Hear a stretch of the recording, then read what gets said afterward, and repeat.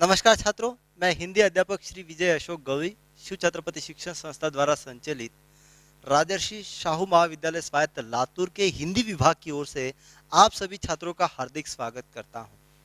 मित्रों, आज हम इस वीडियो पाठ के माध्यम से कक्षा 12वीं हिंदी युवक भारती इस पाठ्य पुस्तक में समाविष्ट व्यावहारिक हिंदी के अंतर्गत फीचर लेखन इस रचना का अध्ययन करेंगे। फीचर लेखन इस रचना के जो लेखक है वह डॉक्टर बीना शर्मा रही है। फीचर लेखन क्या है? फीचर की परिभाषा क्या है? फीचर लेखन की विशेषताएं कौन कौन सी है? फीचर लेखन के अंग कौन कौन से हैं? तत्व कौन कौन से हैं? और किस प्रकार से फीचर लेखन किया जाता है, इसकी जानकारी प्राप्त करने के लिए आज हम डॉक्टर बीना शर्मा द्वारा लिखित फीचर लेखन इस रचना का अध्ययन करने वाले हैं। मित्रों, इस रचना का अध्ययन करने से पूर्व हमें डॉक्टर बीना शर्मा जी का जीवन परिचय एवं साहित्यगत परिचय प्राप्त कर लेना भी अत्यंत आवश्यक है। आप यहां पर देख रहे हैं कि डॉक्टर बीना शर्मा जी का जन्म, जिन्होंने फीचर लेखन यह पाठ्य घटक लिखा है, तो डॉक्टर बीना शर्मा जी का जन्म 20 अक्टूबर 1959 को उत्तर प्रदेश के आगरा नामक जिले में हुआ। साहित्य संबंधी ज्ञान में आपको प्रश्न पूछा जाता है, इसलिए आपने ध्यान में रखना है कि लेखिका डॉक्टर बीना शर्मा जी का जन्म 20 अक्टूबर 1959 को उत्तर प्रदेश के आगरा नामक जिले में हुआ। डॉक्टर बीना शर्मा जी एक प्रसिद्ध लेखिका एवं चर्चित कवयित्री के रूप में जानी जाती है। हिंदी शिक्षा में हिंदीतर और विदेशी विद्यार्थियों के लिए डॉक्टर बीना शर्मा द्वारा जो किया गया कार्य है वह अत्यंत उल्लेखनीय रहा है। डॉक्टर बीना शर्मा जी का लेखन शिक्षा क्षेत्र तथा भारतीय संस्कृति से प्रेरित रहा है और स्त्री विमर्श तथा समसामयिक विषय पर उन्होंने जो लेखन कार्य किया है वह विशेष परिचित रहा है। मित्रों, भारतीय संस्कारों और जीवन मूल्यों के प्रति डॉक्टर बीना शर्मा जी का साहित्य आग्रही रहा है। लेखन कार्य के साथ साथ डॉक्टर बीना शर्मा जी ने सामाजिक कर्तव्यों के प्रति भी जागरूकता का निर्वाह किया है। वर्तमान में डॉक्टर बीना शर्मा जी केंद्रीय हिंदी संस्थान आगरा में एक आचार्य एवं कुल सचिव पद पर कार्यरत है, आसीन है। इस प्रकार से अभी हमने यहाँ पर डॉक्टर बीना शर्मा जी का लेखक परिचय यहाँ पर प्राप्त किया है, उनका जीवन परिचय प्राप्त किया है। मित्रों, डॉक्टर बीना शर्मा जी ने अपने जीवन में हिंदी शिक्षण, अंतरराष्ट्रीय परिप्रेक्ष्य, भारतीय सांस्कृतिक प्रतीक इत्यादि 2 रचनाएं प्रमुख रूप में लिखी है। डॉक्टर बीना शर्मा जी के नाम पर कौन सी 2 प्रमुख रचनाएं मिलती है? तो आपने ध्यान में रखना है कि हिंदी शिक्षण, अंतरराष्ट्रीय परिप्रेक्ष्य और भारतीय सांस्कृतिक प्रतीक इत्यादि 2 रचनाएं डॉक्टर बीना शर्मा जी के नाम पर प्रमुख कृतियों के रूप में मिलती है। अब हम फीचर लेखन, ये जो पाठ है वह पाठ आमतौर पर व्यावहारिक हिंदी के अंतर्गत आता है, पर डॉक्टर बीना शर्मा जी ने कहानी के माध्यम से बहुत ही सुंदर रूप में यहाँ पर फीचर लेखन को समझाने का कार्य किया है। जिस प्रकार से पिछले पाठ के अंतर्गत डॉक्टर दयानंद तिवारी जी ने पल्लवन को एकांकी विधा के रूप में अत्यंत आसानी के साथ समझाया, उसी प्रकार से डॉक्टर बीना शर्मा जी ने फीचर लेखन को कहानी विधा से बहुत ही संक्षिप्त रूप में और बहुत ही सुंदर रूप में समझाने का कार्य फीचर लेखन इस कहानी पाठ के अंतर्गत किया हुआ है। मित्रों, इस फीचर लेखन इस पाठ को देखने से पहले हमें कहानी विधा का परिचय भी प्राप्त कर लेना आवश्यक है। कहानी में संश्लिष्टता तत्व होने के कारण पढ़ने में शिथिलता नहीं आती है। कहानी को पढ़ने में शिथिलता क्यों नहीं आती है? क्योंकि कहानी के अंतर्गत संश्लिष्टता नामक एक तत्व होता है, जिसके कारण पढ़ने में पाठक को कभी शिथिलता नहीं आती है। जीवन के अनुभव संक्षेप में अवगत हो जाते हैं। जीवन के जो अनुभव होते हैं बहुत ही संक्षेप में अवगत कराने का काम कहानी करती है। कम पात्रों द्वारा जीवन का बृहद पट कहानी रखती है। मतलब कम पात्रों के द्वारा जीवन का बहुत बृहद पट, मतलब जीवन का बहुत बड़ा पटल रखने का काम कहानी करती है। मतलब कहानी के अंतर्गत जीवन के बहुत बड़े पटल का चित्रण कम पात्रों के द्वारा रखा जाता है। गागर में सागर भरना वाली कहावत को कहानी चरितार्थ करती है। गागर में सागर भरना मतलब बहुत ज्यादा को बहुत कम इसमें भर देना, बहुत ज्यादा ज्ञान को बहुत कम जगह में अभिव्यक्त कर देना, इस उक्ति को कहा जाता है गागर में सागर भरना। तो इस प्रकार से कहानी गागर में सागर भरने का काम करती है। कहानी में जीवन के किसी एक प्रसंग अथवा अंश का उद्घाटन रहता है। आमतौर पर साहित्य की विभिन्न प्रकार की विधाओं को हम देखते हैं, जैसे उपन्यास को देखते हैं, नाटक को देखते हैं, एकांकी को देखते हैं, काव्य महाकाव्य को देखते हैं, निबंध को देखते हैं, और इसके विपरीत कहानी रही है। आमतौर पर कहानी कथा वस्तु उपन्यास में भी होती है, कथा वस्तु निबंध के अंतर्गत भी ली जा सकती है। पर कहानी की विशेषताएं इस प्रकार से है कि कहानी में संश्लिष्टता तत्व होने के कारण पढ़ने में शिथिलता नहीं आती है। जीवन का अनुभव संक्षेप में कहानी के माध्यम से अवगत हो जाता है, और कम पात्रों के द्वारा कहानी जीवन के बहुत बड़े पटल को रखने का काम करती है। गागर में सागर भरने का काम कहानी करती है, इस उक्ति को चरितार्थ बनाने का काम करती है, और कहानी के माध्यम से जीवन की किसी एक अंश का अथवा किसी एक प्रसंग का उद्घाटन कहानी में होता है। इस प्रकार से कहानी विधा की विशेषताएं रही है। इस प्रकार से हमने कहानी विधा का विधागत परिचय प्राप्त किया है। अब हम फीचर लेखन इस पाठ का भी संक्षेप में परिचय प्राप्त कर लेते हैं। आप यहाँ पर देख रहे हैं कि फीचर लेखन इस पाठ के अंतर्गत लेखिका डॉक्टर बीना शर्मा जी ने कहानी के माध्यम से फीचर लेखन को प्रस्तुत किया है। किसके माध्यम से? कहानी के माध्यम से। फीचर लेखन पत्रकारिता के क्षेत्र का एक मुख्य आधार स्तंभ है। पत्रकारिता के क्षेत्र में फीचर लेखन एक आधार स्तंभ रहा है। फीचर का मुख्य कार्य किसी विषय का सजीव वर्णन पाठक के सम्मुख करना होता है। किसी विषय का सजीव वर्णन करना यह फीचर लेखन का प्रमुख उद्देश्य है।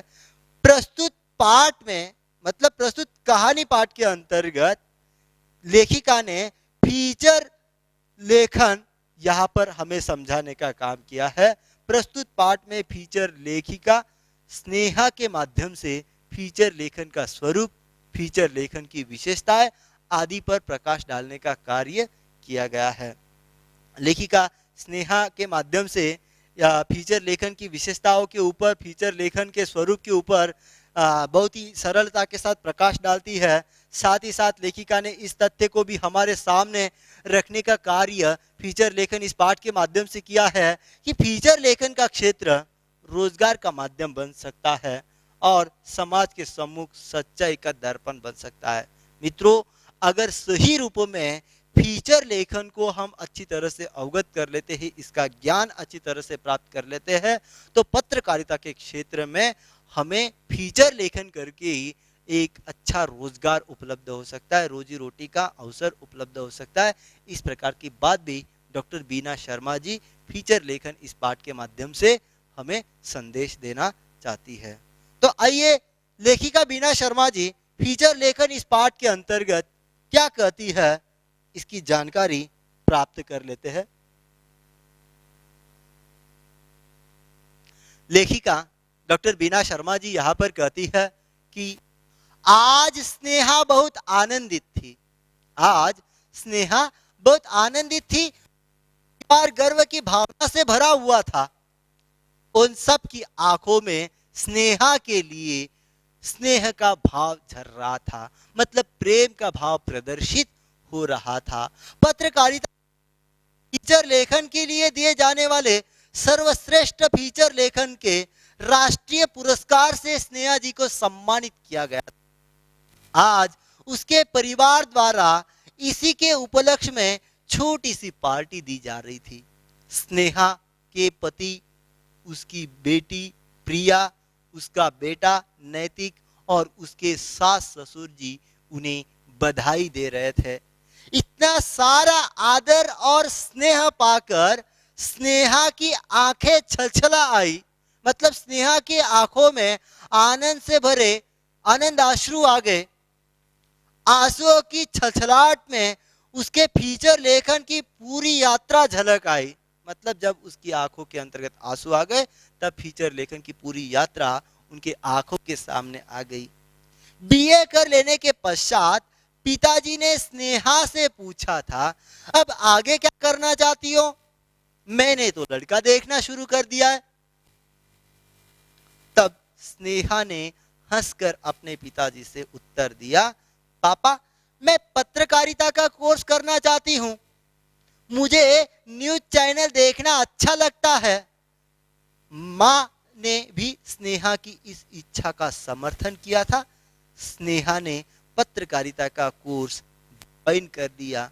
पत्रकारिता की कक्षा का प्रथम दिवस स्नेहा की प्रथम दिवस था। स्नेहा कक्षा में पहुंच गई। अन्य विद्यार्थी भी कक्षा में बैठे हुए थे। सबसे जान पहचान हुई, वह सबके साथ घुल मिल गई। पहला लेक्चर प्रारंभ हुआ। प्रोफेसर ने पत्रकारिता का पाठ्यक्रम का पहला पेपर पढ़ना आरंभ किया।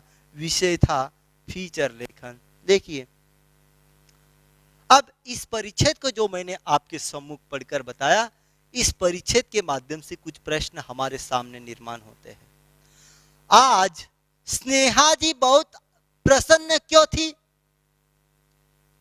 प्रश्न आपको पूछा जा सकता है, स्नेहा जी आज प्रसन्न क्यों थी? तो स्नेहा जी इसलिए आज प्रसन्न थी क्योंकि आज उसे फीचर लेखन के क्षेत्र में दिया जाने वाला सर्वश्रेष्ठ फीचर लेखन का राष्ट्रीय पुरस्कार से उन्हें सम्मानित किया गया था। और फीचर लेखन का राष्ट्रीय पुरस्कार से सम्मानित किए जाने के कारण उनके परिवार में अत्यंत प्रसन्नता का माहौल था। स्वयं स्नेहा भी अत्यंत प्रसन्न थी। स्नेहा जी के मन में गर्व के भाव भरा हुआ था और स्नेहा जी के लिए सब बधाई दे रहे थे। स्नेहा जी को कौन कौन बधाई दे रहे थे? तो स्नेहा जी को उसके पति, उसकी बेटी प्रिया, बेटा नैतिक और उसके सास ससुर जी बधाई दे रहे थे।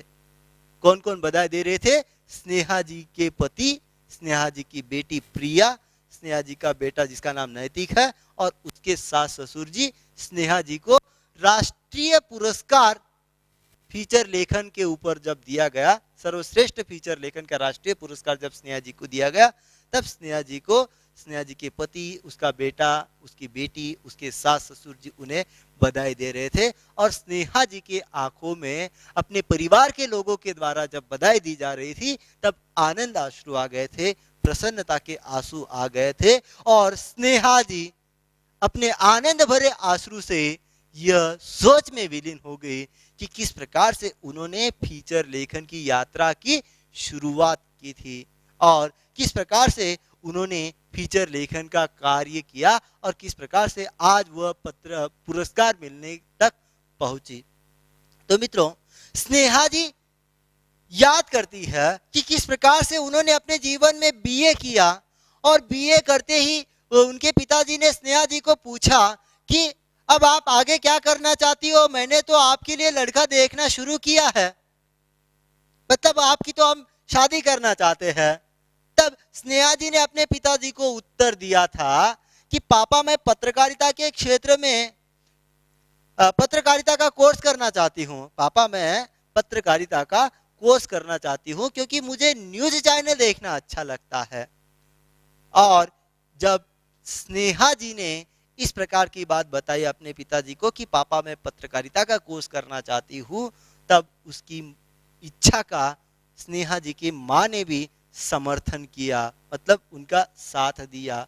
और स्नेहा ने अपने माँ के समर्थन पर और पिताजी की अनुमति से पत्रकारिता का कोर्स भी ज्वाइन कर लिया, मतलब पत्रकारिता के क्षेत्र में अपना प्रवेश दाखिल किया। जब स्नेहा जी उस दिन यह भी याद करती है कि वह किस प्रकार से पत्रकारिता का कोर्स ज्वाइन करने के लिए गई थी। पत्रकारिता का कोर्स ज्वाइन करने के पश्चात किस प्रकार से पत्रकारिता की प्रथम कक्षा में गई थी। प्रथम दिवस के अवसर पर जब वह अपनी पहली कक्षा में गई, तब स्नेहा जी अपनी कक्षा में पहुंचते ही विद्यार्थियों के साथ बैठ गई। स्नेहा जी ने कक्षा में जाते ही कक्षा के जो विद्यार्थी है उनके साथ जान पहचान कराई और वह सबके साथ घुल मिल गई, मतलब अपने अध्ययन में मग्न हो गई। और पहला लेक्चर शुरू हुआ।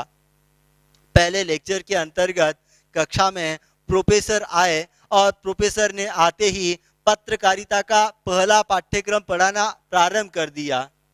पत्रकारिता का पाठ्यक्रम का पहला पेपर पढ़ाना प्रारंभ किया। उसका विषय रहा था फीचर लेखन।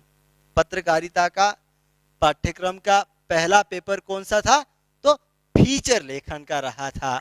सबसे पहले प्रोफेसर ने फीचर लेखन की विभिन्न परिभाषाओं को समझाते हुए कहा, जेम्स डेविस फीचर लेखन के क्षेत्र में एक चर्चित नाम है। फीचर लेखन के क्षेत्र में चर्चित नाम कौन है? तो उसका नाम है जेम्स डेविस।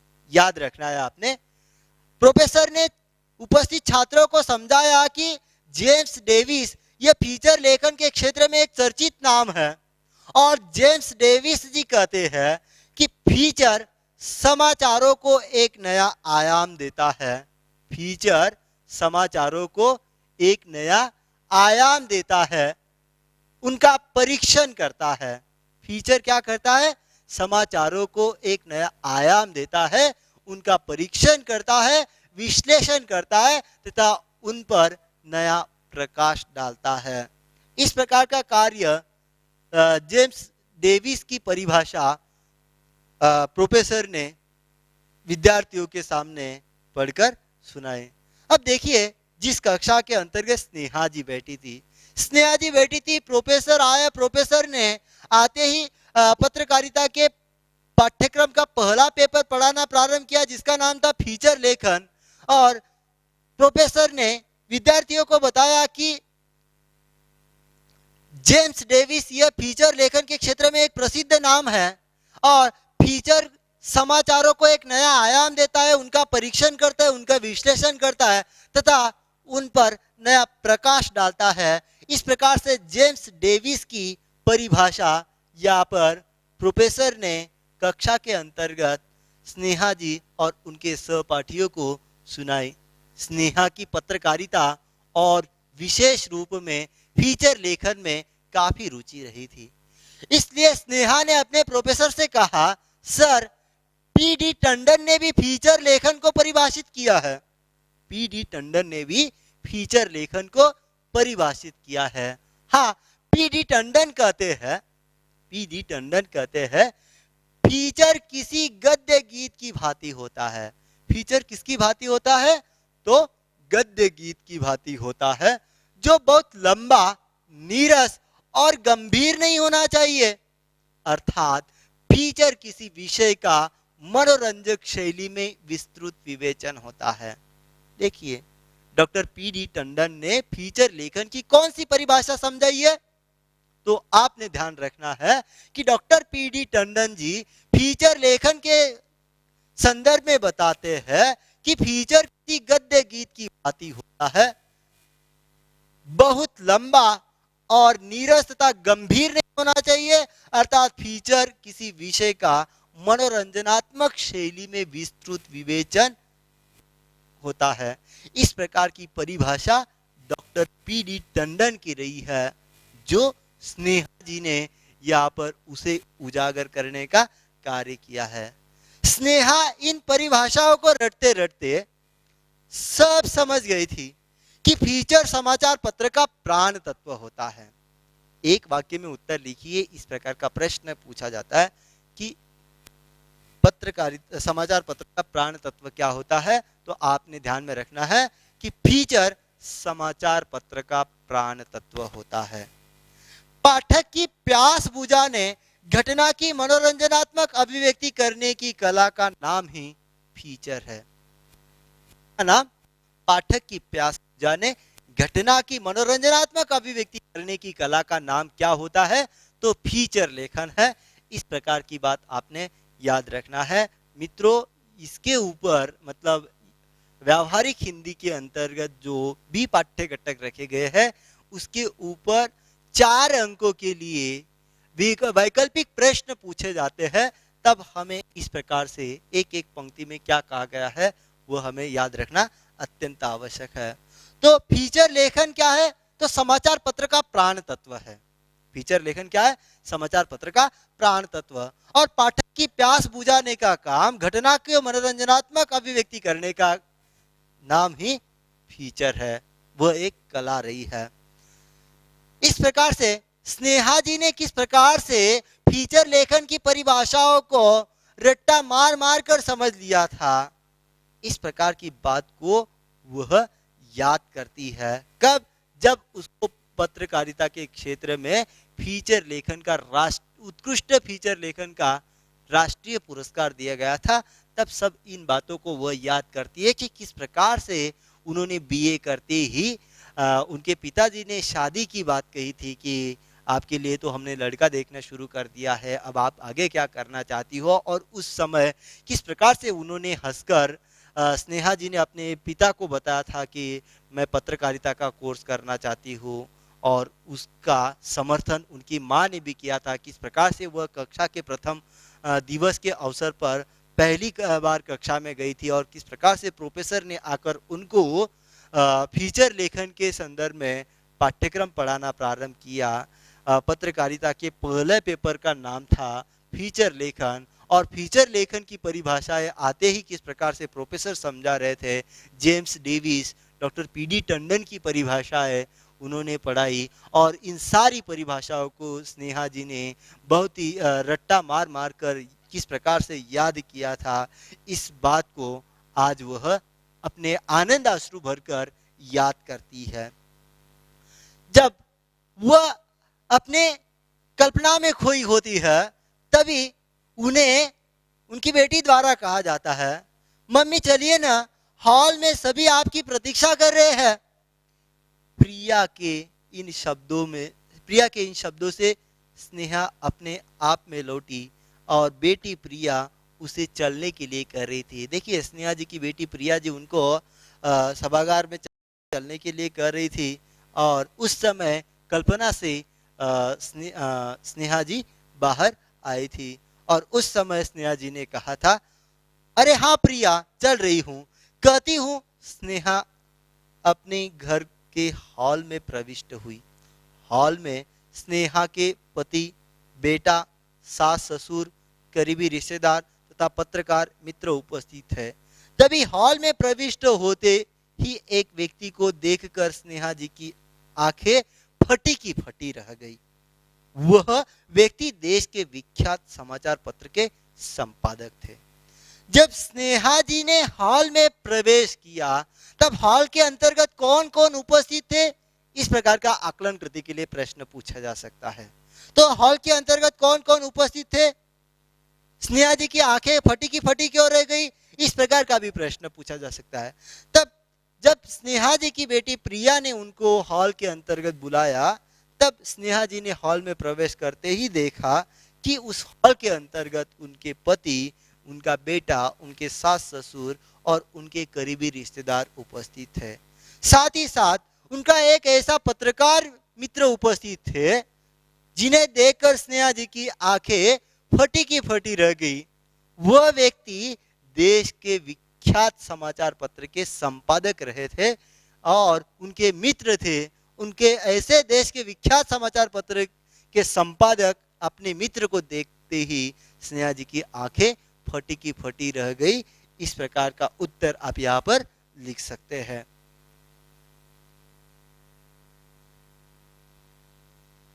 उस व्यक्ति को देखते ही मतलब जो देश के विख्यात समाचार पत्र के संपादक थे और स्नेहा जी के मित्र थे, उन्हें उस हॉल में देखते ही स्नेहा जी ने प्रश्न पूछा, सर आप और यहाँ? स्नेहा जी के मुंह से बरबस यह बात निकल गई, मतलब अपने आप सहज रूप में यह बात निकल गई। तब उस संपादक मित्र ने स्नेहा जी को कहा, क्यों मैं नहीं आ सकता इस अवसर पर? तब स्नेहा जी ने कहा, ऐसी बात नहीं है, अचानक आपको यहां देखा इसलिए पूछ रही हूं। तब स्नेहा जी को उन्होंने बहुत बहुत बधाई दी। स्नेहा जी को उन्होंने बहुत बहुत बधाई दी और कहा, स्नेहा जी बहुत बहुत बधाई, आज तुमने फीचर लेखन में शीर्ष स्थान प्राप्त कर लिया, मतलब फीचर लेखन के क्षेत्र में उच्च स्थान प्राप्त कर लिया। शीर्ष स्थान मतलब सर्वोच्च स्थान। आज तुमने फीचर लेखन के क्षेत्र में सर्वोच्च स्थान प्राप्त कर लिया, शीर्ष स्थान प्राप्त कर लिया, इसलिए आपको बहुत बहुत बधाई। इस प्रकार की बात कहकर स्नेहा की बात काटकर संपादक ने स्नेहा जी को बधाई दी और सभी ने एक स्वर में, उस समय हॉल के अंतर्गत जो उपस्थित लोग थे सभी ने एक स्वर में कहा, बधाई हो। इस प्रकार की बात स्नेहा जी को कहकर स्नेहा जी को सभी ने उस समय बधाइयां दी। इन शब्दों को सुनते ही स्नेहा जी फिर से 10 वर्ष पूर्व की दुनिया में चली गई, मतलब कल्पनातीत हो गई। पत्रकारिता कोर्स के बीतते दिन मैंने फीचर लेखन के संबंध में सुने हुए लेक्चर्स, प्रोफेसरों के की गई चर्चाएं, अध्ययन, परीक्षा, फीचर लेखन का प्रारंभ, फीचर लेखन की सिद्धहस्त लेखिका बनना ही उसका एकमात्र सपना था। इस कल्पनातीत में वह मग्न हो गई।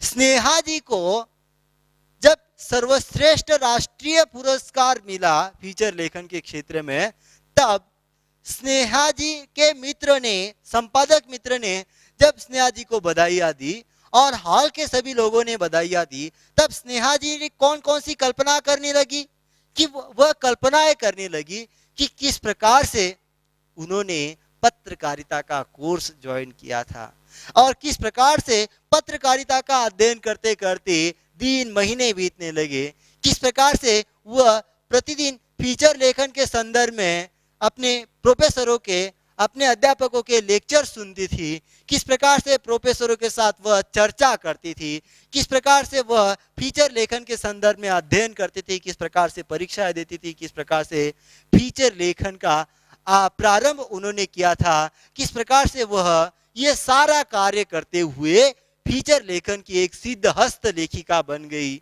और इस सपने को पूरा करने के लिए स्नेहा जी ने किस प्रकार से परिश्रम किया था, उस 10 वर्ष पूर्व की दुनिया में स्नेहा जी कल्पना करने लगी। उसकी यादों में वह दिन भी तैर गया, स्नेहा जी की यादों में वह दिन भी तैर गया। अब उसे पत्रकारिता कोर्स में फीचर लेखन पर व्याख्यान देने के लिए बुलाया गया था। एक दिन स्नेहा जी को पत्रकारिता कोर्स में फीचर लेखन के ऊपर व्याख्यान देने के लिए बुलाया गया था। किस लिए? फीचर लेखन पर व्याख्यान देने के लिए। हॉल विद्यार्थियों से खचाखच भरा हुआ था। हॉल विद्यार्थियों से खचाखच भरा हुआ था। आज उसे अपने परिश्रम सार्थक नजर आ रहे थे। फीचर लेखन पर स्नेहा ने बोलना प्रारंभ किया। रोचक प्रसंगों के साथ स्नेहा विद्यार्थियों को फीचर लेखन की विशेषताएं बताने लगी। फीचर लेखन की विशेषताएं बताते समय उन्होंने कहा, अच्छा फीचर नवीनतम जानकारी से परिपूर्ण होता है। अच्छा फीचर नवीनतम जानकारी से परिपूर्ण होता है। किसी घटना की सत्यता अथवा तथ्यता फीचर का मुख्य तत्व होता है। फीचर लेखन में राष्ट्रीय स्तर तथा अन्य महत्वपूर्ण विषयों का समावेश होना चाहिए, क्योंकि समाचार पत्र दूर दूर तक जाते हैं। इतना ही नहीं, फीचर का विषय समसामयिक होना चाहिए। मित्रों, यहाँ पर स्नेहा जी ने उस हॉल के अंतर्गत जब उन्हें पत्रकारिता के क्षेत्र में फीचर लेखन के ऊपर मार्गदर्शन करने के लिए बुलाया गया था, और स्नेहा जी जब उस हॉल के अंतर्गत फीचर लेखन पर मार्गदर्शन करने के लिए पहुंची, तब उन्होंने फीचर लेखन के संदर्भ में, फीचर लेखन की विशेषताएं बताना शुरू किया। तो फीचर लेखन की कौन सी विशेषताएं हमने यहाँ पर देखी है? हमने देखा कि अच्छा फीचर नवीनतम जानकारी से परिपूर्ण होता है, मतलब नवीनता फीचर लेखन की पहली विशेषता है। किसी घटना की सत्यता अथवा तथ्यता मुख्य फीचर का तत्व है, मतलब घटना की सत्यता और तथ्यता यह फीचर लेखन की दूसरी विशेषता है। नवीनता पहली विशेषता और घटना की सत्यता और तथ्यता यह दूसरी विशेषता है। फीचर लेखन में राष्ट्रीय स्तर के तथा अन्य महत्वपूर्ण विषयों का समावेश होता है, मतलब राष्ट्रीय स्तर और महत्वपूर्ण विषयों के ऊपर फीचर लेखन लिखा जाता है। और इतना ही नहीं, फीचर लेखन समसामयिक होना चाहिए, मतलब समसामयिकता ये चौथी विशेषता यहाँ पर फीचर लेखन की रही है। कौन सी फीचर लेखन की विशेषता है? देखिए, नवीनता, दूसरी विशेषता है सत्यता अथवा तथ्यता, तीसरी विशेषता है राष्ट्रीय स्तर और महत्वपूर्ण विषयों के ऊपर समावेश, राष्ट्रीय स्तर और महत्वपूर्ण विषयों के ऊपर फीचर लेखन लिखा जाता है। चौथी विशेषता है समसामयिकता। यह फीचर लेखन की विशेषताएं हमने यहाँ पर प्राप्त की है और इन्हीं विशेषताओं को मार्गदर्शन करने का काम छात्रों को मार्गदर्शन करते समय स्नेहा जी ने छात्रों को बताए। आगे बताती है लेखिका, फीचर लेखन में भाव प्रधानता होनी चाहिए। फीचर लेखन में भाव प्रधानता होनी चाहिए क्योंकि नीरस फीचर कोई नहीं पढ़ना चाहता। फीचर के विषय से संबंधित तथ्यों का आधार दिया जाना चाहिए। देखिए, स्नेहा जी ने फीचर लेखन की विशेषताओं को यहाँ पर उजागर किया। पहली विशेषता उजागर की कि फीचर लेखन की पहली विशेषता है नवीनता, दूसरी विशेषता है सत्यता और तथ्यता, तीसरी विशेषता है समसामयिकता, चौथी विशेषता प्रकट किए भाव प्रधानता और संबंधित तथ्यों का आधार। इस प्रकार से फीचर लेखन की विशेषताओं को स्नेहा जी ने उपस्थित छात्रों को बताया। स्नेहा जी आगे बोलती जा रही थी, मार्गदर्शन करती जा रही थी और आगे बोलते हुए उन्होंने बताया कि विश्वसनीयता के लिए फीचर में विषय की तार्किकता को देना आवश्यक होता है, मतलब तार्किकता फीचर लेखन की अगली विशेषता है। विश्वसनीयता के लिए फीचर में विषय की तार्किकता को देना आवश्यक होता है। तार्किकता के बिना फीचर अविश्वसनीय बन जाता है। फीचर में विषय की नवीनता का होना अत्यंत आवश्यक है क्योंकि उसके अभाव में फीचर अपठनीय बन जाता है। फीचर में किसी व्यक्ति अथवा घटना विशेष रूप से उदाहरण दिया गया तो उसकी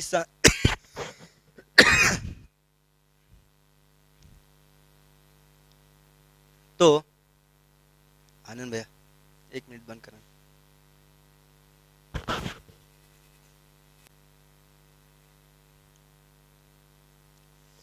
सॉरी, हम फीचर लेखन के तत्वों के संदर्भ में देख रहे थे। मित्रों, फीचर लेखन की जो विशेषता है वो हमने देखी कि फीचर लेखन नवीनता, सत्यता अथवा तथ्यता, समसामयिकता, भाव प्रधानता, विश्वसनीयता, ये फीचर लेखन की अत्यंत महत्वपूर्ण विशेषताएं हैं। साथ ही साथ तार्किकता यह भी फीचर लेखन की विशेषता है। फीचर लेखन के अंतर्गत नवीनता होना अत्यंत आवश्यक है। उसके अभाव में अगर नवीनता फीचर लेखन के अंतर्गत नहीं होती है तो ऐसे समय में फीचर लेखन अपठनीय बन जाता है और इसलिए यहाँ पर अत्यंत आवश्यक रही है। इस प्रकार से फीचर लेखन के संदर्भ में स्नेहा जी ने यहाँ पर जानकारी दी उपस्थित छात्रों को।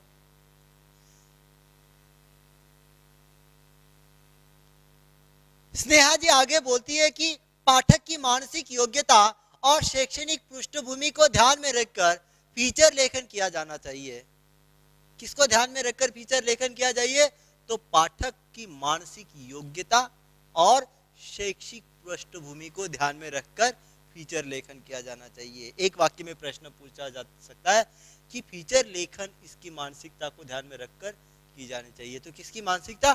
पाठक की मानसिकता और शैक्षिक पृष्ठभूमि को ध्यान में रखकर फीचर लेखन किया जाना चाहिए। उसे प्रभावी बनाने हेतु प्रसिद्ध व्यक्तियों के कथन, उदाहरणों, लोकोक्तियों और मुहावरों का प्रयोग फीचर में चार चांद लगा देता है। मतलब फीचर लेखन के अंतर्गत अगर प्रसिद्ध व्यक्तियों के कथनों का प्रयोग किया जाता है, उदाहरणों का प्रयोग किया जाता है, लोकोक्तियों का प्रयोग किया जाता है, साथ ही साथ मुहावरों का प्रयोग किया जाता है, तो फीचर लेखन को चार चांद लगा देते हैं। मतलब फीचर लेखन अत्यंत महत्वपूर्ण बन जाता है, अत्यंत बढ़िया बन जाता है। तो कौन फीचर लेखन को चार चांद लगाते, किसके कारण फीचर लेखन महत्वपूर्ण बन जाता है? तो फीचर लेखन के अंतर्गत प्रसिद्ध व्यक्तियों के कथन, उदाहरण, लोकोक्तियां तथा मुहावरों का जब हम प्रयोग करते हैं तो फीचर लेखन में चार चांद लग जाता है। मतलब फीचर लेखन गुणवत्तापूर्ण बन जाता है। आगे स्नेहा जी कहती है कि फीचर लेखक को निष्पक्ष रूप से अपना मत व्यक्त करना चाहिए। फीचर लेखक को निष्पक्ष रूप से अपना मत व्यक्त करना चाहिए। कैसे? तो निष्पक्ष रूप से। फीचर लेखक को निष्पक्ष रूप से अपना मत व्यक्त करना चाहिए जिससे पाठक उसके विचारों से सहमत हो सके। इसके लेखन में शब्दों के चयन का अत्यंत महत्वपूर्ण स्थान होता है। अतः लेखन की भाषा सहज संप्रेषणीयता से पूर्ण होनी चाहिए। फीचर के विषयानुकूल चित्रों, कार्टूनों अथवा फोटो का उपयोग किया जाए तो फीचर अधिक परिणाम कारक बन जाता है। ये बात स्नेहा जी ने उपस्थित छात्रों को कही है।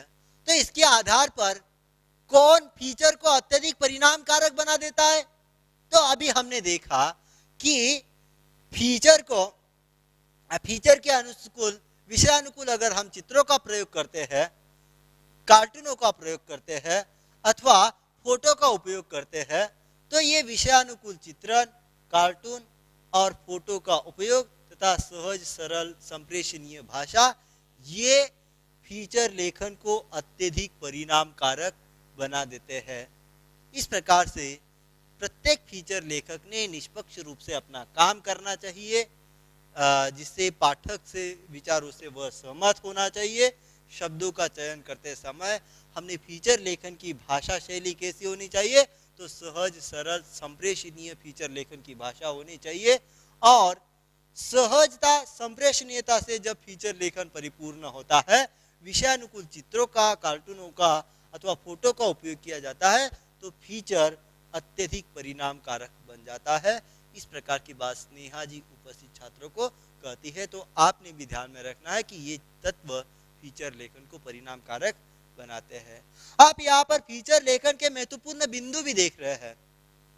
कौन कौन से फीचर लेखन के महत्वपूर्ण बिंदु जिन्हें हम देख रहे हैं? फीचर लेखन का आरंभ, मध्य, चरम, भाषा शैली, निष्कर्ष और समापन। इस प्रकार से फीचर लेखन के महत्वपूर्ण बिंदु है। आपको परीक्षा में पूछे जा सकते हैं कि फीचर लेखन के महत्वपूर्ण बिंदु कौन से हैं? तो आपने ध्यान में रखना है कि फीचर लेखन का आरंभ, मध्य, चरम, भाषा शैली, निष्कर्ष और समापन, ये फीचर लेखन के महत्वपूर्ण बिंदु रहे हैं।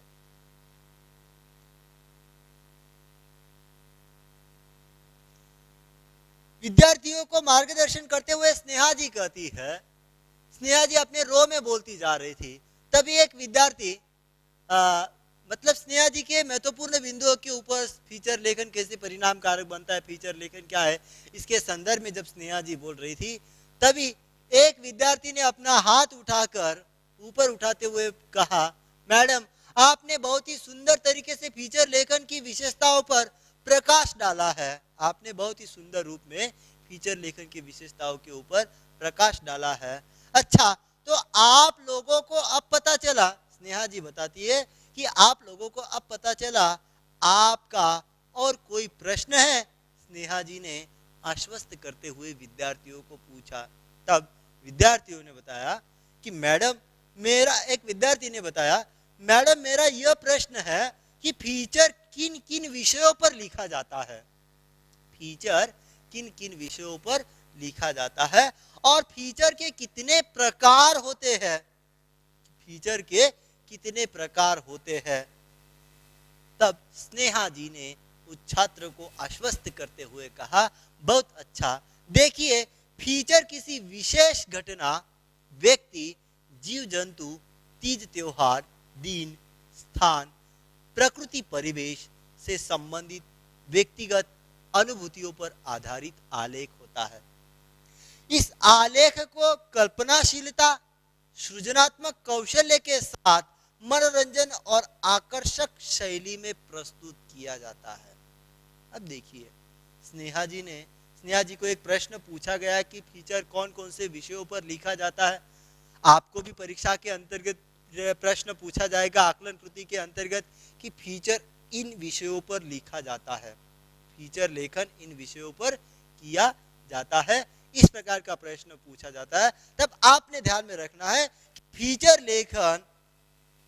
लेखन किसी विशेष घटना के ऊपर, फीचर लेखन किसी विशेष व्यक्ति के ऊपर, जीव जंतुओं के ऊपर, विशेष तीज त्योहार के ऊपर, दिन, स्थान, प्रकृति, परिवेश से संबंधित व्यक्तिगत अनुभूतियों पर आधारित आलेख होता है। मतलब फीचर लेखन विशेष घटना के ऊपर किया जा सकता है, व्यक्ति पर किया जा सकता है, जीव जंतुओं पर किया जा सकता है, तीज त्योहार के ऊपर किया जा सकता है, दिन, स्थान, प्रकृति, परिवेश इत्यादि के ऊपर फीचर लेखन किया जा सकता है और इनसे संबंधित व्यक्तिगत अनुभूतियों पर आधारित एक आलेख होता है। फीचर लेखन क्या होता है? विशेष घटना, व्यक्ति, जीव जंतु, तीज त्योहार, दिन, स्थान, प्रकृति, परिवेश से संबंधित व्यक्तिगत अनुभूतियों पर आधारित एक आलेख जो होता है उसे फीचर लेखन कहते हैं। इस आलेख को कल्पनाशीलता, सृजनात्मक कौशल्य के साथ साथ मनोरंजनात्मक और आकर्षक शैली में प्रस्तुत किया जाता है और इसे ही फीचर लेखन कहते हैं। इस बात को आपने ध्यान में रखना है। तो स्नेहा जी ने इस प्रकार की बात, फीचर लेखन किन पर किया जा सकता है, फीचर लेखन क्या है, इस प्रकार की बात स्नेहा जी ने यहाँ पर स्पष्ट की। स्नेहा जी आगे कहती है, स्नेहा ने सभी पर दृष्टि घुमाए, मतलब उपस्थित छात्रों के ऊपर मार्गदर्शन करते समय सभी छात्रों की ओर देखा और एक क्षण के लिए रुक गई, फिर बोलने लगी कि फीचर के अनेक प्रकार है, फीचर के अनेक प्रकार है, उनमें मुख्यतः निम्नलिखित रूप से ये प्रकार सम्मिलित है। तो फीचर लेखन के कौन कौन से प्रकार है? स्नेहा जी ने बताया कि फीचर लेखन के अलग प्रकार है, जिनमें व्यक्तिगत फीचर, व्यक्तिपरक फीचर, सूचनात्मक फीचर, विवरणात्मक फीचर, विश्लेषणात्मक फीचर, साक्षात्कार फीचर, विज्ञापन फीचर, इस प्रकार से फीचर लेखन के अनेक प्रकार रहे हैं। तो मित्रों, आपने ध्यान में रखना है कि फीचर लेखन के अनेक प्रकार है, जैसे व्यक्तिपरक फीचर, सूचनात्मक फीचर, विवरणात्मक फीचर, विश्लेषणात्मक फीचर, साक्षात्कार फीचर, विज्ञापन फीचर। इन फीचर लेखन के प्रकारों को आपने अच्छी तरह से ध्यान में रखना है। स्नेहा जी ने जब फीचर लेखन के प्रकार छात्रों को बताया, तब एक छात्र ने प्रश्न पूछा, मैडम, हम जानना चाहते हैं कि फीचर लेखन करते समय कौन सी सावधानियां बरतनी चाहिए। उसी विद्यार्थी ने जिज्ञासावश प्रश्न किया। देखिए, विद्यार्थी ने स्नेहा जी को यह प्रश्न पूछा कि फीचर लेखन करते समय कौन कौन सी सावधानियां बरतनी चाहिए। अत्यंत जिज्ञासावश छात्र ने प्रश्न किया था। तब स्नेहा जी ने बताया कि बड़ा ही सटीक और तर्क संगत प्रश्न पूछा है आपने। अब स्नेहा जी ने फीचर लेखन करते समय कौन कौन सी सावधानियां बरतनी चाहिए उस विषय पर बोलना प्रारंभ किया। बताया कि फीचर लेखन करते समय हमने इन सावधानियों को बरतना चाहिए। पहली सावधानी यह बरतनी चाहिए कि फीचर लेखन में मिथ्या आरोप प्रत्यारोप करने से बचना चाहिए। कौन सी सावधानी बरतनी चाहिए? फीचर लेखन में हमने मिथ्या आरोप और प्रत्यारोप से बचना चाहिए। दूसरी सावधानी यह बरतनी चाहिए कि अति क्लिष्ट और अलंकारिक भाषा का प्रयोग बिल्कुल नहीं करना चाहिए। तीसरी सावधानी यह बरतनी चाहिए कि झूठे तथ्यात्मक आंकड़े, प्रसंग अथवा घटनाओं का उल्लेख नहीं करना चाहिए, क्योंकि झूठे तथ्यात्मक आंकड़े, प्रसंग अथवा घटनाओं का उल्लेख करना उचित नहीं होता है। चौथी सावधानी यह बरतनी चाहिए कि फीचर अति नाटकीयता से परिपूर्ण नहीं होना चाहिए। मतलब अति नाटकीयता का प्रयोग हमने फीचर लेखन में नहीं करना चाहिए। आगे अगली सावधानी बरतना चाहिए कि फीचर लेखन में अति कल्पनाओं और हवाई बातों को स्थान देने से बचना चाहिए। अति कल्पना और हवाई बातों से स्थान देने के बचना चाहिए। मतलब अति कल्पनाशीलता फीचर लेखन में नहीं होना चाहिए। इस प्रकार की बात स्नेहा जी ने छात्रों को फीचर लेखन के करते समय सावधानियां बरतना चाहिए, इस प्रकार की बात बताइए। तो कौन सी सावधानियां बरतना चाहिए फीचर लेखन करते समय? हमने ध्यान में रखना है कि फीचर लेखन करते समय ये सावधानियां बरतना आवश्यक है। कौन सी सावधानियां? तो फीचर लेखन में मिथ्या आरोप प्रत्यारोप करने से हमने बचना चाहिए। अति क्लिष्ट और अलंकारिक भाषा का प्रयोग हमने फीचर लेखन में नहीं करना चाहिए। दूसरी विशेषता है, तीसरी सावधानी हमने बरतना चाहिए कि झूठे तथ्यात्मक आंकड़ों का प्रयोग अथवा झूठे प्रसंग, झूठी घटनाओं के उल्लेख हमने फीचर में नहीं करना चाहिए। चौथी सावधानी हमने ये बरतनी चाहिए कि फीचर में अति नाटकीयता और अति कल्पना का प्रयोग हमने नहीं करना चाहिए। इस प्रकार से हमने फीचर लेखन करते समय सावधानियां बरतना चाहिए, यह बात स्नेहा जी कहती है। इन सभी सावधानियों को अगर हम ध्यान में रखते हैं, स्नेहा जी बताती है कि इन सारी सावधानियों को अगर हम ध्यान में रखते हैं तो आपका फीचर लेखन अधिकाधिक विश्वसनीय और प्रभावी बन सकता है। अगर हम इन सभी सावधानियों को ध्यान में रखते हैं तो हमारा फीचर लेखन अत्यंत विश्वसनीय और प्रभावकारी बन सकता है। आप में से किसी विद्यार्थी को फीचर के विषय में कुछ और पूछना है, स्नेहा ने पूरी कक्षा पर नजर घुमाई और तभी एक विद्यार्थी ने अपना हाथ ऊपर उठाया और स्नेहा जी से प्रश्न पूछने के लिए कहा, मैडम क्या आप फीचर लेखन की प्रक्रिया के ऊपर प्रकाश डालेगी? आप फीचर लेखन की प्रक्रिया के ऊपर प्रकाश डालोगी क्या? इस प्रकार का प्रश्न स्नेहा जी को छात्र ने पूछा। तब स्नेहा जी ने फीचर लेखन की प्रक्रिया के ऊपर प्रकाश डालना प्रारंभ किया और कहा, हाँ क्यों नहीं, फीचर लेखन की प्रक्रिया के मुख्य 3 अंग है। कौन से है वे 3 अंग? तो फीचर लेखन का प्रक्रिया का पहला प्रमुख अंग है विषय का चयन। तो फीचर लेखन में विषय का चयन करते समय हमने इस बात की सावधानी रखनी चाहिए कि विषय रोचक, ज्ञानवर्धक और उत्प्रेरित करने वाला होना चाहिए। फीचर लेखन का विषय कैसे होना चाहिए? तो रोचक, ज्ञानवर्धक और उत्प्रेरित करने वाला होना चाहिए। अतः फीचर का विषय विषयानुकूल मतलब समयानुकूल, समसामयिक होना चाहिए। विषय जिज्ञासा उत्पन्न करने वाला होना चाहिए। इस प्रकार से फीचर लेखन की प्रक्रिया का पहला मुख्य अंग है विषय चयन।